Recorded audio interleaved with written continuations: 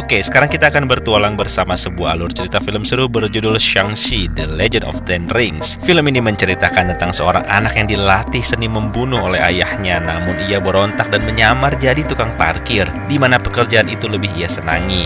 Namun takdir tak dapat ia pungkiri. Pada akhirnya, ia harus membawa kekuatan besar hingga bertarung bersama Dewa Naga Air untuk membuktikan kepantasannya mendapatkan kesaktian dewa dari 10 cincin legendaris. Penasaran? So, tanpa berlama-lama langsung aja kita mulai.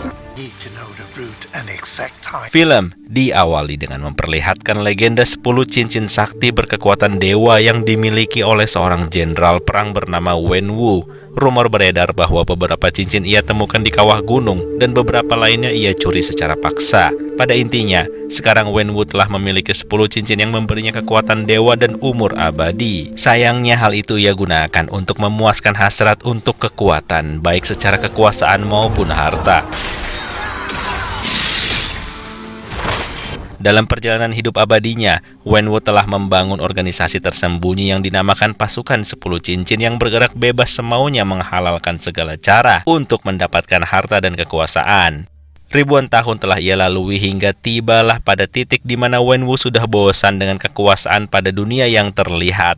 Oleh karena itu, ia menunjukkan sebuah peta kuno pada pengawalnya dan berencana untuk mencari sebuah legenda desa misterius yang belum pernah terungkap bernama Desa Talo yang dilindungi seekor naga pelindung raksasa dan juga berisi makhluk-makhluk mitologi liar, dan para penduduknya pun mempelajari seni bela diri para dewa. Tanpa waktu lama, ia menuju desa tersebut, dan saat di hutan bambu menuju gerbang Desa Talo, mereka secara misterius dikacaukan jalurnya oleh hutan tersebut hingga mobil pun jatuh ke jurang yang menyisakan Wenwu selamat berkat kekuatan 10 cincinnya.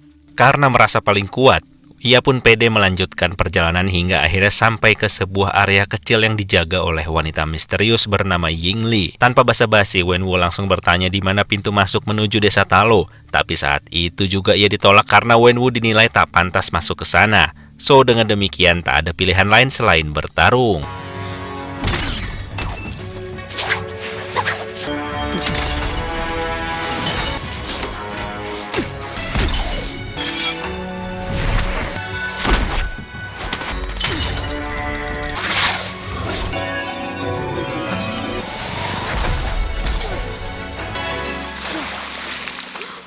Nah, saat mengalami kekalahan pertama kali itulah Wenwu mulai sadar kehebatan penduduk Desa Talo. Tapi tak hanya itu, Wenwu pun mulai jatuh cinta yang disambut pula oleh Yingli. Demi membuktikan cintanya mereka berdua, Yingli pun terpaksa meninggalkan Desa Talo sekaligus mengembalikan kekuatannya. Hal itu juga dilakukan oleh Wenwu yang menyimpan 10 cincinnya. Singkat cerita, mereka memiliki 2 anak yang bernama Shang-Chi dan Xialing. Keduanya diberi kenang-kenangan sebuah liontin giok dari Yingli, karena memang pada akhirnya Yingli bukanlah makhluk abadi seperti Wenwu dan ia pun meninggal. Penyebabnya pun sangat mengesalkan Wenwu, karena saat Wenwu sudah tobat dari memakai 10 cincin dan membubarkan pasukannya, ternyata di saat damai itulah para musuhnya berani datang ke markas dan apesnya. Saat itu Wenwu sedang turun gunung untuk mencari bahan-bahan makanan, yang berakibat sang istri meninggal dikeroyok musuh-musuh Wenwu.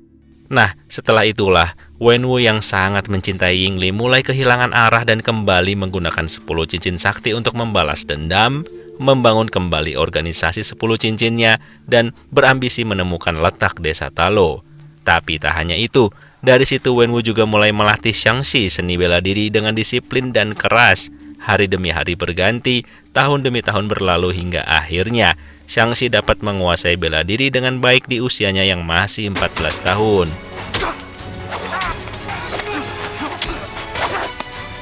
Begitupun dengan adiknya yang walaupun tak dilatih dengan intensif, tapi ternyata sangat berbakat hingga dengan berlatih kungfu secara otodidak, adiknya pun mengalami perkembangan pesat sebagai ahli bela diri. Wenwu pun akhirnya percaya diri mengerahkan Shang-Chi untuk menjalankan misi organisasinya yang tentu saja untuk membunuh orang demi kekuasaan dan balas dendam. Sebelum berangkat, Xialing, sang adik, ingin mengikuti kakaknya karena memang sang ayah tak hangat seperti dulu setelah ibu meninggal. Namun Shang-Chi melarang Xialing ikut karena misi ini berbahaya dan berjanji akan kembali dalam 3 hari. Dan singkat cerita, Beberapa tahun berlalu dengan cepat dan kini Shang-Chi telah dewasa dan hidup di Amerika dengan menjalani rutinitasnya sebagai petugas parkir valet bersama sahabat karibnya yang bernama Katie. Nah, di sini film juga menjelaskan bahwa Shang-Chi ternyata kabur dari misi pembunuhan pertamanya karena memang ia tak ingin melakukan hal tersebut. Sekaligus Shang-Chi berarti melanggar janji pada adiknya alias Xialing yang selalu menunggu kedatangannya. Hari-hari dijalani Shang-Chi dan Katie dengan seru dan normal sebagai karyawan, hingga pada akhirnya saat naik bus bersama, tiba-tiba seorang laki-laki menegur sambil meminta paksa liontin giok milik Shang-Chi. Katie pun panik karena yang ia tahu Shang-Chi adalah sahabat baik yang tak bisa berkelahi, tapi nyatanya I actually did take a little bit.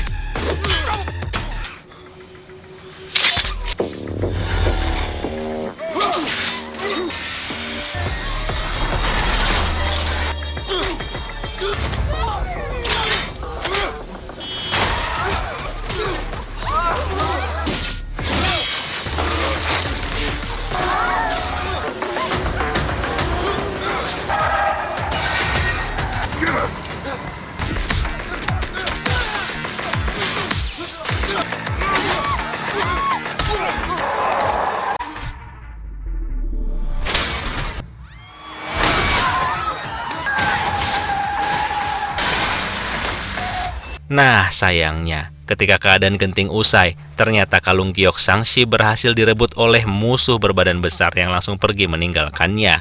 Singkat cerita, Katie pun terus bertanya ada apa sebenarnya hingga sampailah di tempat tinggal Shang-Chi. Lalu Shang-Chi menjelaskan bahwa musuh yang barusan adalah utusan ayahnya dan beberapa hari lalu ia mendapat kartu pos dari Xialing beserta alamat adiknya berada. Walaupun sulit dipercaya, tapi Shang-Chi yakin kartu pos tersebut memang berasal dari adiknya yang sekarang berada dalam bahaya karena adiknya pun memiliki kalung giok yang sama. So, tanpa buang waktu, Shang-Chi berangkat ke alamat adiknya berada, yaitu di Macau. Katie pun memaksa ikut bersamanya. Singkat waktu, keduanya pun sampai di Macau, memasuki gedung dan menaiki lift. Di sana Shang-Chi diminta tanda tangan yang katanya sebagai tamu undangan. Setelah keluar lift, keduanya pun bingung karena ternyata alamat yang diberikan adiknya adalah sebuah gedung yang berisi bisnis arena pertarungan. Dan sialnya, yang Shang-Chi barusan tanda tangani adalah pernyataan setuju untuk bertarung di arena. Shang-Chi pun ditunjukkan arena utama yang akan jadi tempatnya bertarung. Dan di sana, ternyata sedang ada pertarungan dari salah satu teman Dr. Strange alias Wong yang dengan mudah mengalahkan musuhnya dengan teknik ruang dan waktu. Tanpa waktu lama, sekarang tibalah giliran Shang-Chi untuk bertarung dan ternyata lawannya adalah adiknya sendiri alias Xialing yang kini telah dewasa. Di situ Xialing nampak kesal dan marah karena dirinya merasa dibohongi saat Shang-Chi dulu berkata akan kembali.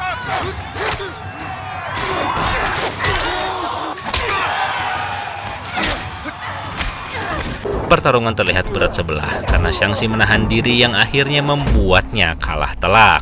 Setelah itu Shang-Chi dibawa ke ruangan besar dan terkejutlah karena ternyata Xialing adalah penguasa bisnis pertarungan di gedung ini. Xialing pun menceritakan kejadian di mana intinya ia kabur saat umur 16 tahun karena sudah tak tahan dengan ayahnya yang makin terobsesi dengan kekuasaan.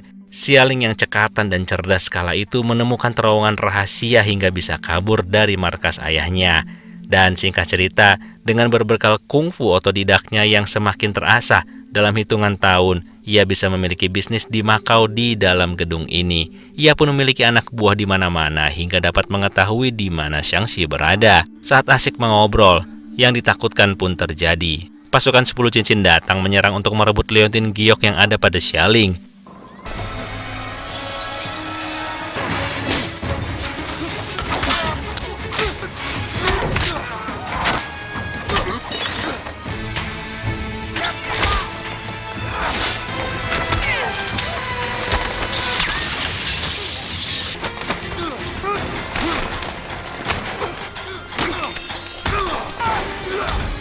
Nah, akhirnya bos pun menampakkan diri alias ayahnya Shang-Chi.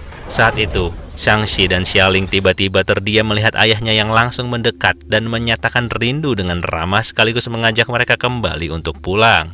Setelah menempuh perjalanan dengan helikopter, para pasukan di markas pun menyambut kedatangan mereka dengan hormat. Dan malam harinya setelah dinner bersama, sang ayah mengungkapkan hal yang sulit dipercaya oleh kedua anaknya, yaitu Wenwu yakin kalau istrinya masih hidup dan terkurung di balik gerbang raksasa yang ada di desa Talo karena hampir setiap malam ia mendengar bisikan mirip suara istrinya meminta tolong diselamatkan dari kurungan penduduk desa Talo. Kedua anaknya pun berusaha menjelaskan fakta kalau ibu sudah meninggal, tapi Wenwu menunjukkan hal ajaib. Ternyata, tujuan dirinya mengambil 2 liontin giok adalah untuk menemukan jalan menuju desa Talo dengan menancapkannya pada patung pahatan naga kayu misterius. Wenwu mengetahui setelah mengumpulkan semua informasi selama Xiangxi dan Xialing kabur.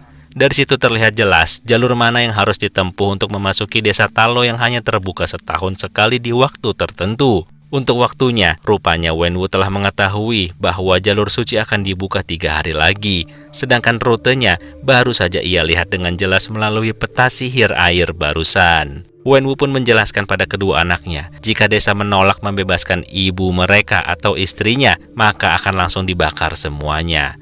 Xiangxi pun tak setuju dan berontak. Tapi Wenwu dengan cepat menjatuhkannya, begitupun dengan Xialing yang tak bisa berbuat apa-apa. Hingga akhirnya mereka semua dikurung di dalam kamar bawah tanah. Di sana mereka hanya bisa pasrah, namun tiba-tiba terdengar suara orang sedang mengamuk yang ternyata berasal dari kamar sebelah yang diisi oleh seorang aktor terkenal bernama Trevor. Setelah mengobrol, ternyata Trevor diculik oleh Wenwu untuk menghibur anak buahnya dengan akting drama yang memukau. Nah, selama di sana, Trevor rupanya menjalin persahabatan dengan seekor hewan sihir dari desa Talo yang kebetulan tersesat keluar dari desa, lalu berhasil dibawa oleh Wenwu saat ia berpetualang melakukan pencarian di sekitar hutan sihir yang sempat menghancurkan pasukannya saat pertama kali melakukan pencarian. Uniknya lagi, hanya Trevor yang dapat berkomunikasi dengan hewan tersebut yang dinamainya Morris. Tanpa waktu lama, Morris mengatakan pada Trevor bahwa ia mengenal Xiangxi karena merasakan darah keturunan desa Talo dalam diri Xiangxi. Trevor lalu menerjemahkan bahwa saat ini Morris sedang mendekat dan memohon untuk diantarkan pulang oleh Xiangxi ke desa Talo. Xiangxi pun menjelaskan kalau jalur hanya terbuka setahun sekali dan 3 hari lagi ayahnya akan ke sana untuk menghancurkan desa. Tapi yang mengejutkan adalah ternyata Morris sebagai hewan asli desa Talo mengetahui dengan pasti jalur menuju pintu masuk desa yang setiap hari bisa dilalui walaupun resikonya sangat berbahaya. Bertepatan dengan itu, Xialing pun berhasil menemukan kembali jalur terowongan tempat ia kabur dahulu. So, dengan demikian, rencana menuju desa Talo pun langsung mereka jalankan sebelum sang ayah tiba. Singkat cerita, sampailah mereka di pintu masuk hutan sihir. Dengan dipandu Morris, labirin hidup pun mereka lalui dengan menegangkan. Setelah berbelok ke sana kemari mengikuti arahan Morris dan hampir dikurung oleh pepohonan, pada akhirnya mereka berhasil sampai dengan selamat.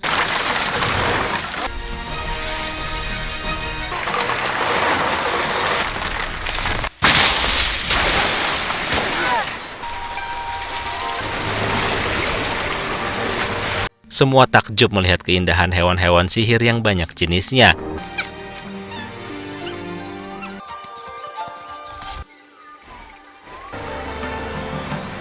Tanpa waktu lama, mereka sampai di area pemukiman dan langsung disambut tak ramah oleh salah satu guru. Tapi untungnya, datanglah sang bibi alias adik dari ibu mereka yang menyambut dengan hangat karena rupanya Yingli telah berpesan sebelum meninggalkan desa bahwa kelak anak-anaknya akan menemukan desa Talo. Pakaian perang pun telah disiapkan untuk mereka berdua. Setelah itu sambil mengobrol, Xiangxi juga memberitahu bahwa ayahnya akan kesini 3 hari lagi untuk menyelamatkan ibu mereka yang dikurung oleh penduduk Talo di dalam gerbang raksasa karena dulunya tidak suka dengan Wenwu. Sang bibi pun akhirnya menjelaskan semuanya, bahwa di balik gerbang raksasa tersebut bukanlah berisi ibu mereka, melainkan seekor naga kegelapan dari dimensi lain yang berencana menghancurkan bumi. Nah, para leluhur desa Talo berusaha menahan naga iblis tersebut namun hampir kalah. Untungnya, datang Dewa Naga Air yang membantu hingga akhirnya mereka berhasil menyelamatkan manusia dari naga iblis penghisap roh dengan mengurungnya di dalam gerbang kegelapan raksasa. Itu semua telah dilakukan oleh para pendahulu desa Talo. Nah, perihal suara yang didengar oleh sang ayah, itu bukanlah berasal dari sang istri, melainkan suara kegelapan yang sangat sensitif terhadap kekuatan 10 cincin. Karena mereka tahu, hanya dengan kekuatan dari 10 cincinlah gerbang tersebut dapat terbongkar. Dan menjalani hari sebelum berhadapan dengan sang ayah, mereka berdua pun berlatih termasuk sang sahabat alias Katie. Xialing seperti biasa berlatih seorang diri dengan senjata khusus dari sisik naga yang diberikan oleh sang bibi. Sementara Shang-Chi dilatih langsung oleh sang bibi dengan jurus-jurus yang dahulu pernah digunakan ibunya untuk mengalahkan kekuatan 10 cincin sang ayah. Sedangkan Katie bergabung ke dalam pasukan pemanah dan memulai latihannya dengan baik. Nah, pada akhirnya datanglah hari yang ditunggu-tunggu. Sang ayah datang dengan iring-iringan pasukannya.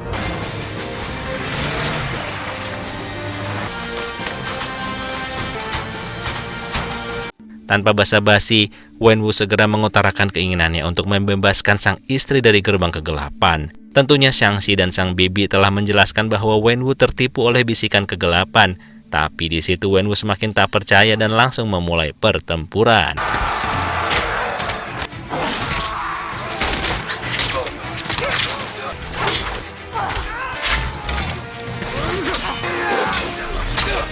Di tengah pertarungan, Wenwu pergi terburu-buru menuju gerbang kegelapan namun dihadang oleh Shang-Chi.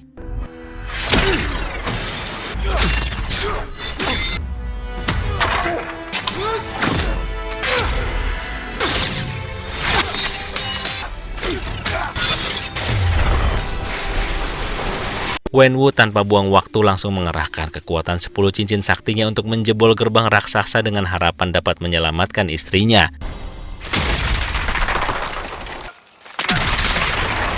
Tapi sayangnya, tanpa ia sadari, satu persatu anak naga iblis mulai keluar untuk menghisap roh para penduduk yang nantinya akan dibawa kembali untuk diberikan pada sang naga iblis raksasa. Dengan kehadiran anak-anak naga iblis dan senjata dari dunia biasa yang tak bisa dipakai, akhirnya kedua kubu yang bermusuhan memutuskan untuk bertarung bersama. Semua senjata diganti dengan senjata khas desa Talo yang dibuat dari sisik naga yang dalam waktu singkat dapat menghancurkan anak naga iblis dengan mudah. Sementara itu Shang-Chi dalam tenggelamnya terlihat pasrah. Namun saat itulah Dewa Naga Air merasakan kekuatan besar yang belum keluar dari diri Shang-Chi dan mengakui kepantasan Shang-Chi dengan datang memberi aura kehidupan sekaligus menyelamatkannya.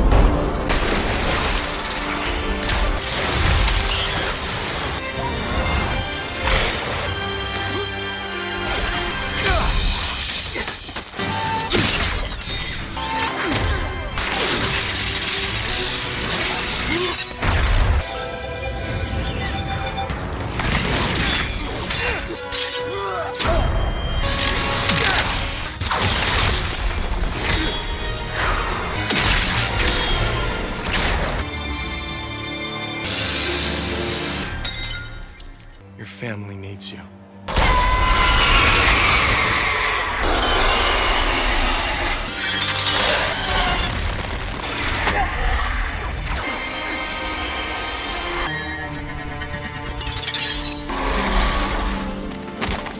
Walaupun sedih karena ayahnya tiada, Shang-Chi tetap harus melanjutkan pertarungan dengan bantuan Dewa Naga Air.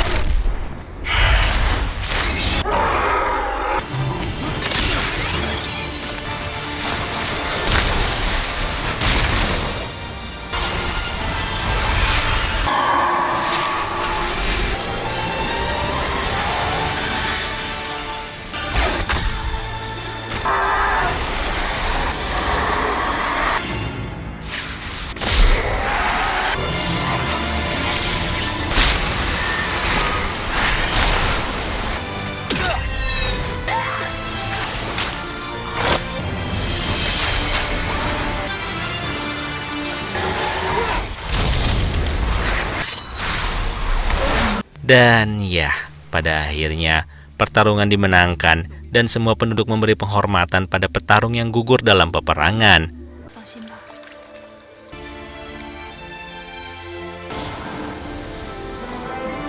Hingga singkat cerita, Shang-Chi dan Katie kembali ke dunianya untuk menjalani rutinitas seperti biasa. Tapi saat itu secara mengejutkan, Wong datang dengan kekuatan ruang waktunya untuk menjemput Shang-Chi dan Katie yang diiringi dengan kebingungan orang-orang di sekitarnya.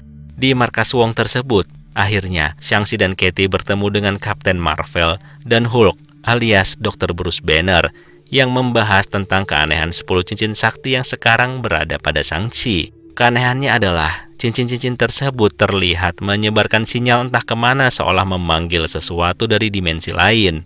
Wong juga mengingatkan pada Shang-Chi bahwa petualangan baru saja dimulai. Dan film pun selesai sampai situ, lalu menuju kepada sang adik alias Xialing yang kini justru kembali menghidupkan markas pasukan 10 cincin dengan gaya kepemimpinannya sendiri. Hingga tiba-tiba film pun berakhir. Dadah!